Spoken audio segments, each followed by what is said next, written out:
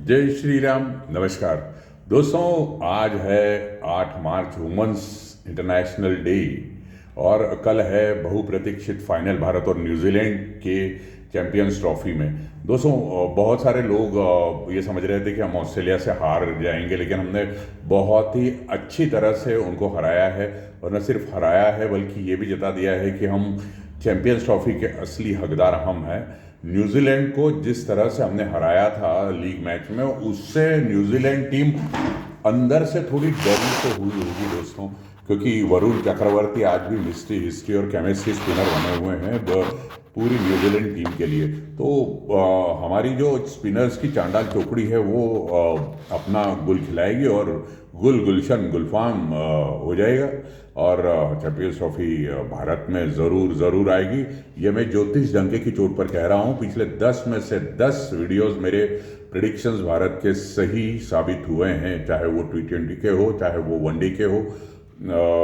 और आपको बता दूं कि मैं भी वर्ल्ड रिकॉर्ड होल्डर हूं। रिसेंटली अभी मैंने मोबाइल न्यूमरोलॉजी पे काम किया और मोबाइल न्यूमरोलॉजिस्ट बन गया मैं, ISO सर्टिफाइड। और कुछ चीज़ें मैं आपको मेरा एनालिसिस बताता हूं, आपको बड़ा ही मज़ा आएगा दोस्तों। हम धोनी के ज़माने से चलते हैं और धोनी के ज़माने से बात करते हैं तो पाते हैं कि धोनी ने हमें 3 कप दिलाया। फिर विराट कोहली में ऐसी क्या कमी थी कि बायोलेटरल सीरीज जरा सी जीत रहे थे, लेकिन फाइनल में आते सी कुछ न कुछ लोचा हो जाता था और पनौती बोलने लगे थे विराट कोहली को। तो दोस्तों, आपको एक बहुत ही मज़ेदार फैक्ट बताता हूँ, आप चाहे इससे इत्तेफाक रखें या न रखें। दोस्तों, हुआ ऐसा था कि जब भी हमारे कैप्टन, वाइस कैप्टन और कोच, इन 3 में से कोई 2 क्लीन शेव रहे तो हम ट्रॉफी जीते।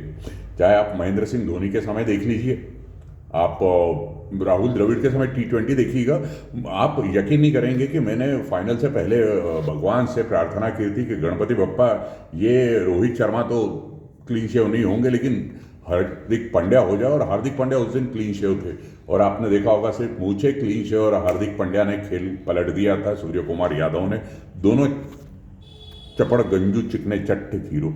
तो दोस्तों, ये कुछ ऐसी चीज़ें हैं कि आप इसको इग्नोर नहीं कर सकते। अब हमारे यहाँ देखिए कि शुभमन गिल है बिल्कुल क्लीन शेव, चॉकलेटी हीरो, वही हमारे कोच, और दाढ़ी वाले बाबा रोहित शर्मा। और ये दाढ़ी वाले बाबा कभी कभी दाढ़ी बढ़ा जाते हैं तो जल्दी आउट हो जाते हैं। तो अब एक जो चैंपियंस ट्रॉफी में है, सारे फेवर्स में है हमारे। हम 9 मार्च 2025, 9-3-9, 9-3-12 और 9-21, 2-1-3 रोहित शर्मा का मूलांक, मतलब 101% तय है रोहित शर्मा का चैंपियंस ट्रॉफी जीतना। कोई दुनिया की ताकत रोहित शर्मा को न्यूमरोलॉजी के आधार पर या किसी भी तरह से आधार पर नहीं रोक सकती।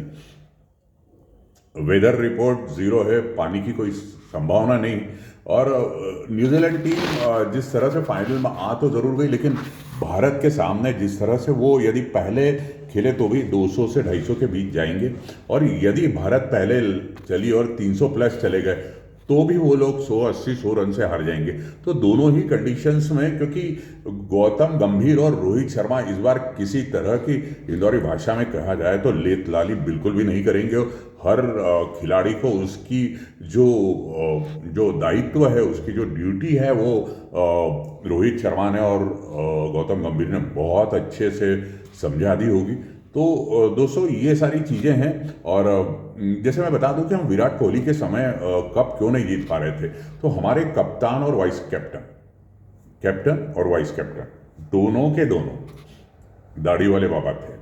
विराट कोहली, रोहित शर्मा उप कप्तान। हम हर बार फाइनल में हारे। विराट कोहली बेचारे मतलब वन मसोस के रह गए। खैर, कोई फर्क नहीं पड़ता, उन्होंने अपने साथ बैटिंग से भारत को T20 जिता दिया। अब ये चैंपियंस ट्रॉफी भी जिताएंगे।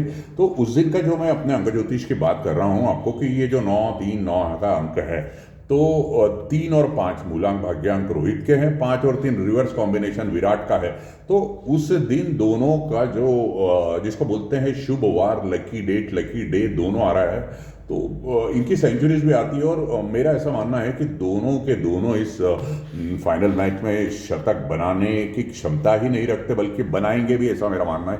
कम से कम एक शतक तो हमें दिखेगा, क्योंकि रोहित शर्मा अब ठोका ठाकी के उड़ने में है, तो हो सकता है कि रोहित शर्मा का भी शतक आ जाए अब। तो चलिए, इसी के साथ भारतीय क्रिकेट टीम को बहुत बहुत शुभकामनाएं।